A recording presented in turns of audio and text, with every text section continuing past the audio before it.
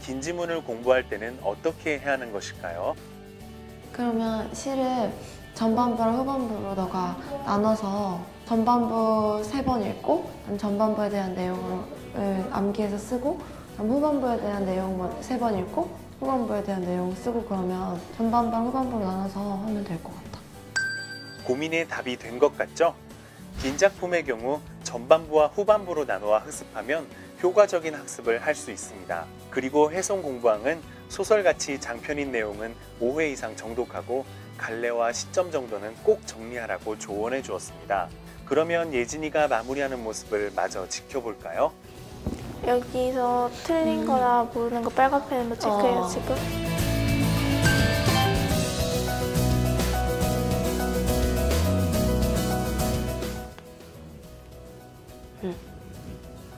근데 내가 아까 전에 내신 3주 공부하라고 하면서 3번 보라고 했잖아. 그럴 때 첫 번째 볼 때는 이렇게 해주고 그리고 두 번째 볼 때는 참고서에서 난 배운 내용을 파란색으로 여기다 다시 한번 정리를 해보면서 세 번째 볼 때는 그때가 마지막 보는 거잖아.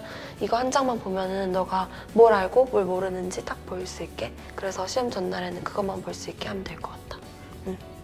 해송 공부왕이 내신 시험 대비 노하우를 한 가지 더 알려주는군요. 알려준 내용은 이렇습니다. 앞서 본 방법대로 처음 교과서와 A4 용지를 가지고 학습합니다. 그리고 다음에는 참고서를 활용해 추가적인 내용을 A4 용지에 보충합니다. 이후 마지막 시험 전날에는 A4 용지만을 가지고 시험 범인의 문학 작품을 학습하는 것이죠. 문학의 경우에는 그렇게까지 안 보고 대충 봤거든요. 그래서 공부는 했는데 점수가 안 나온다는 느낌을 받았어요. 우리가 어저께 그 한줌 교과서 만들기 했잖아. 그거랑 똑같은 방식으로 하는 건데 해송 공부왕이 전한 내신 국어 학습법. 두 번째는 내신 대비 한줌 교과서입니다. 먼저 배운 내가 만든 한줌 교과서와 같은 방식인데요. 무슨 차이점이 있는 걸까요?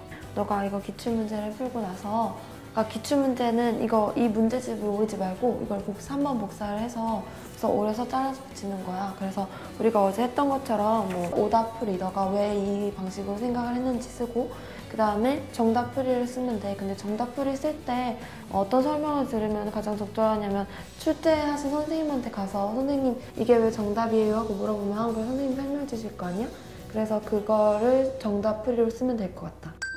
두 번째 국어 내신 학습법은 앞서 배운 내가 만든 한줌 교과서와 유사합니다. 하지만 정답풀이를 작성할 때는 참고서나 해설 강의가 아닌 학교 선생님의 풀이 설명을 적는 것이 큰 차이점입니다. 해송 공부왕의 언어영역 학습법 전수는 이것으로 모두 끝났습니다. 우리는 학습법을 배운 예진이가 꾸준한 학습을 할 수 있도록 해송 공부왕과의 지속적인 연락과 만남을 가졌습니다. 예진이는 이번 6월 모의평가에서 과연 3등급의 벽을 넘을 수 있을까요? 하지만 한 가지 명심해야 할 것은 아무리 좋은 학습법을 배웠다 해도 그것은 본인이 실천하고 자신의 학습 습관이 되었을 때 비로소 빛을 발하게 된다는 겁니다. 그렇다면 여기서 잠깐 공부지왕 1부에서 습관을 주제로 참여했던 2명의 학생을 기억하시나요?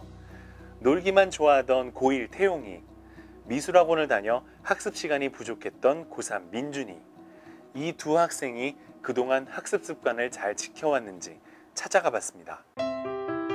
처음에는 너무 힘들었어요. 어떻게 맨날 이렇게 많은 공부량을 어떻게 맨날 꾸준히 하냐 하면서 진짜 엄두도 안 났었는데 맨날 못해도 조금씩 하다 보니까 어느새 저도 모르게 학교 집에 오면 저도 모르게 가방을 두고 독서실을 가고 있고 안 가면 뭔가 막 죄책감이 들고 막 공부 습관은 잡힌 것 같아요.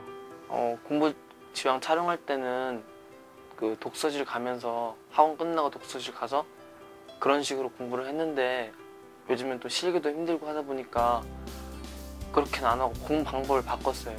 이제는 아침에 일어나서 한 4시쯤에 일어나서 학교 가기 전까지 한 2시간 반 정도 시간이 나니까 그때 공부를 하고 가는 방향으로 하고 있어요.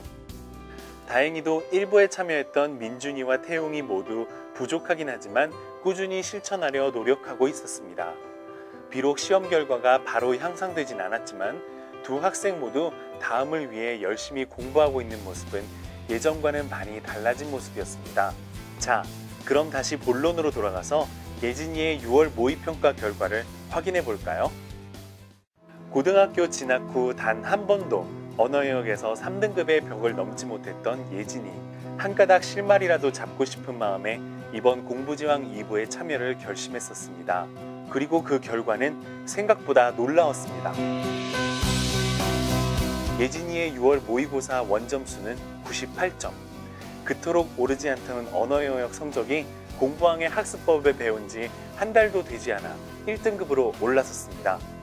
시중에 학습법이나 이런 책들이 많은데 사람들이 다 공부를 잘하는 건 아니잖아요.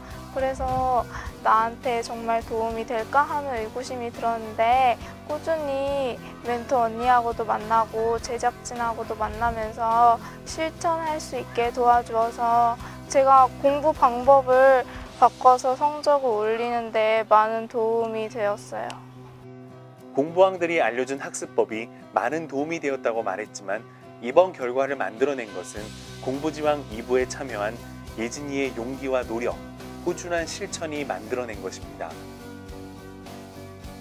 이제 여러분도 책상 서랍에 넣어둔 시험지를 다시 꺼내들고 스스로를 점검하는 학습을 시작해 보십시오.